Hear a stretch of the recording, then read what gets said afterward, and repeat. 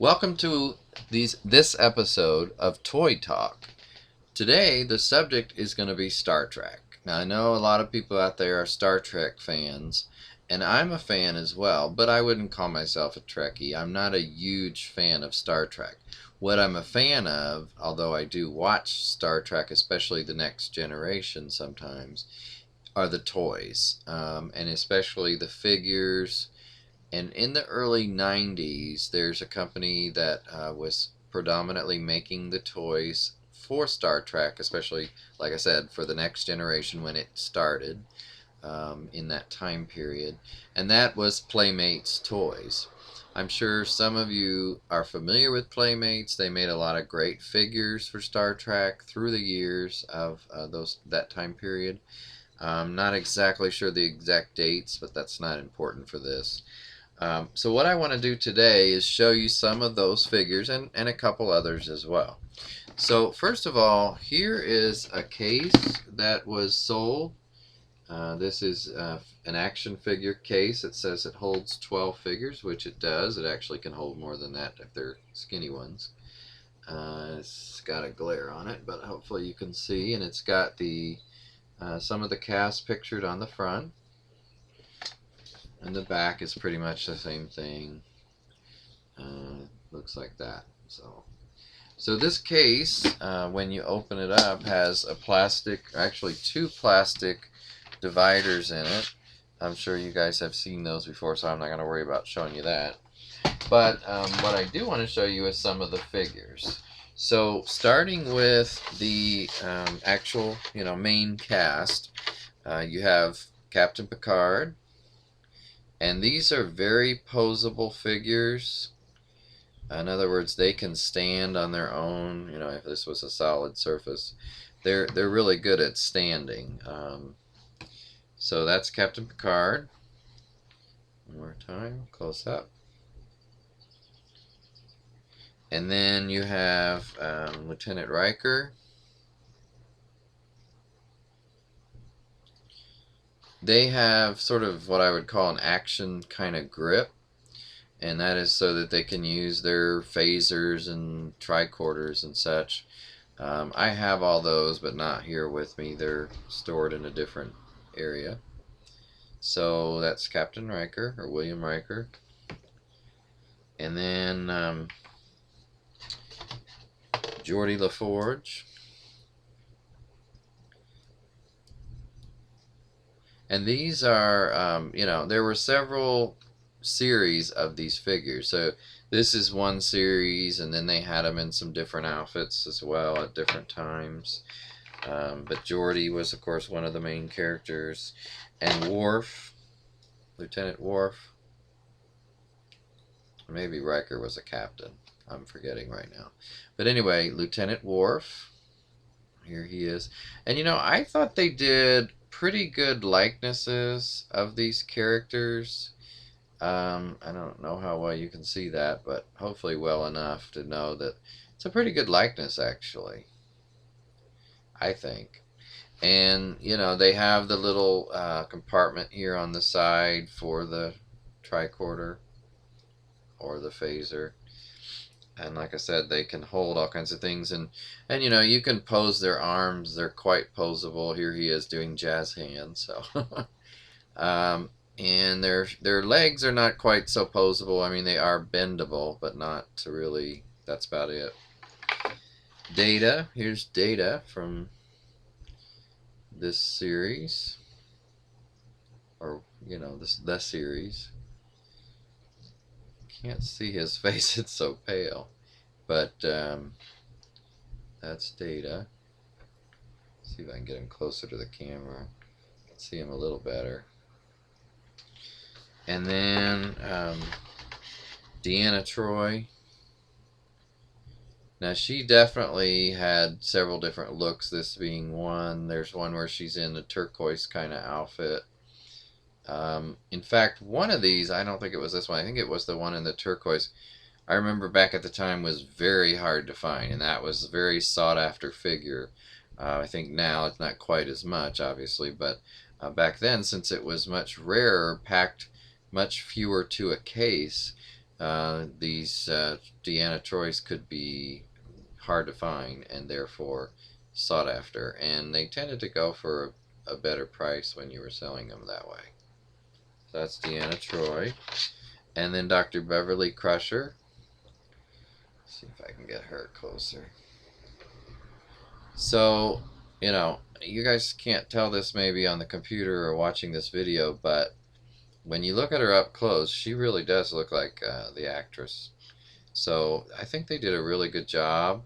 Obviously, it is hard plastic, so it's not like you can take this off, but not that I wanted to. So this is Dr. Crusher. So those are the first set. And then if we move on to some of the others, speaking of Deanna Troy, here's one of her mother, Lwaxana Troy, who of course was also Nurse Chapel in the original Star Trek series. And she's kind of in I'm not sure what this might have been, what this dress was from, I don't remember. But it's a particular outfit versus maybe what we would have normally seen her in. I don't know how many times she was actually seen in the show, but obviously she was not a major character. I mean, not there a lot. So some of these are a little bit more minor. Not so much for this one. This is, of course, Wesley Crusher, Dr. Crusher's son, who, started out as a cadet and went to the academy, or was a cadet at the academy. So anyway, he is in a later uniform here. I tried to get most of them in the kind of purplish, maroonish uniforms for this series that I took out of the package. Now here is Lieutenant Barclay, or I'm not sure he was lieutenant, but anyway, Barclay. Like I said, I'm not a real knowledgeable about this series, so I watch it just strictly for entertainment, just for fun. So I do enjoy it from time to time, still to this day.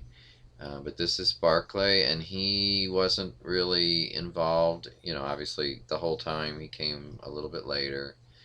I know I have some of the others I have are Chief O'Brien and his wife.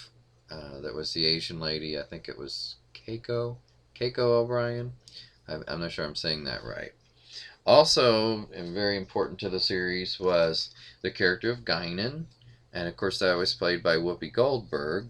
And I happen to have two of her right now. Here's sort of the more traditional Guinan figure,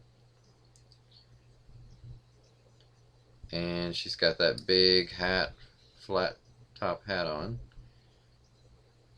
So I think that's a cool figure.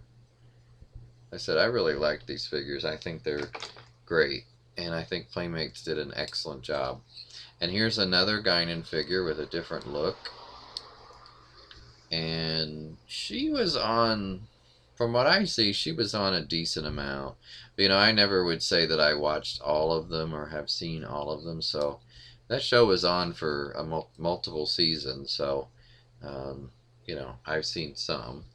So those are the major characters and a couple not so major ones.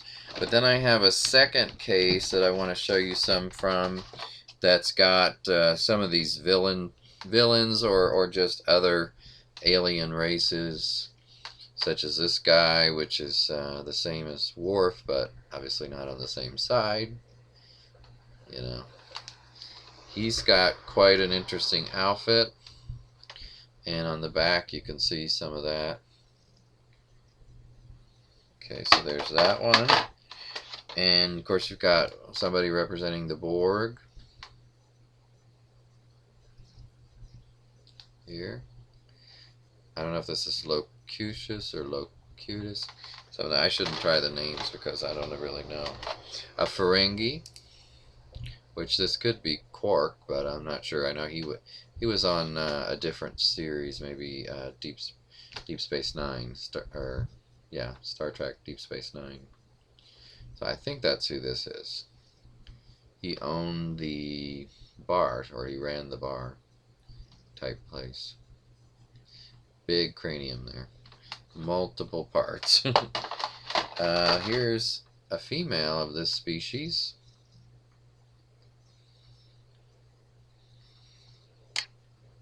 With the wharf type forehead. And here's one other one, or actually two other ones that were different aliens. Let me show you a closer look at this one. I don't know, this one reminds me of a horror film from way back. Interesting outfit. And another close-up of this one.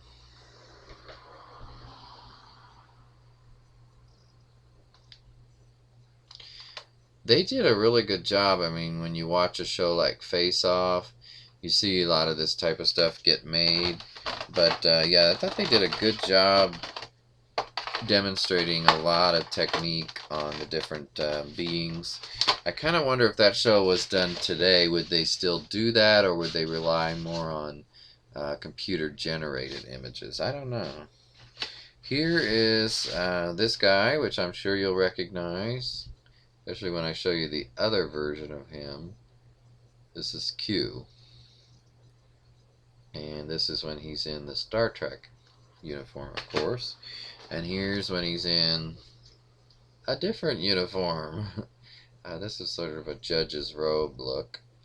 And it's something from an episode that he did that I'm sure some of you do remember. Okay. Just a couple more here, a few more. This is the previous Lieutenant Tasha Yar. And she is now, obviously, Tasha Yar was killed off on the show because Denise Crosby, I think it was, who played her, wanted out, I believe, at the time. Then later she came back years later and was this character. So, quite different. This guy's got an interesting blue look to him. So, you know, comparing this, obviously Star Wars is so different and so popular, especially the originals. But I just thought they did a really good job with likenesses of the characters, detail on things like this. You know, I mean, just all kinds of detail. And there were a lot of little things that went with it. Here's this one. It's from Data. I mean, that same actor. And the last one, which was a Klingon type person. And I'd have to look back at the packages to know who exactly it is. But yeah, so these are just some of the figures that I have from Star Trek. I don't still normally collect Star Trek figures. I mean, there's just so much, and you can only collect so many things, believe me, or you can try. But there's a couple others I want to show you that I picked up in the last couple, 2-3 years. Let's see, this was from 2009, but I got it a little later than that because I got it on clearance at Toys R Us. But this was from the Star Trek movie that came out about that time. Also, by the way, and it tells you on the side here, from Playmates Toys. You can see it there at the bottom. And this is obviously a figure of Sulu. Now again, this is Sulu from that movie, never out of the box. And this is, if I can get the glare off his face, this guy here. It says includes utility belt, phaser, and communicator. For this series, they did Spock, McCoy, Kirk, and original Spock, plus, of course, Sulu here. So here's a picture of Sulu, which again, it's a very good likeness of the actor from the movie. And then down here is the pictures of the other characters that I just mentioned. And, you know, they did. All of them look good. I got this one, Sulu, and then I also got original Spock, because those were the ones that were left when I picked them up. So this is original Spock. Of course, he's much older now, and there's a better view of him. But older or not, he still looks like Leonard Nimoy quite a bit. I mean, the artists that do these kind of figures, they've really gotten better over the years. Although even back, like so showed in the early '90s, they were really good too. So I hope you have enjoyed this view of some of my Star Trek collection. I know a lot of times some of the other figures and dolls get more attention, but I'm going to try to feature other aspects of the collection as well. And today we did that with Star Trek. So I hope you enjoyed it, and I'll talk to you another time.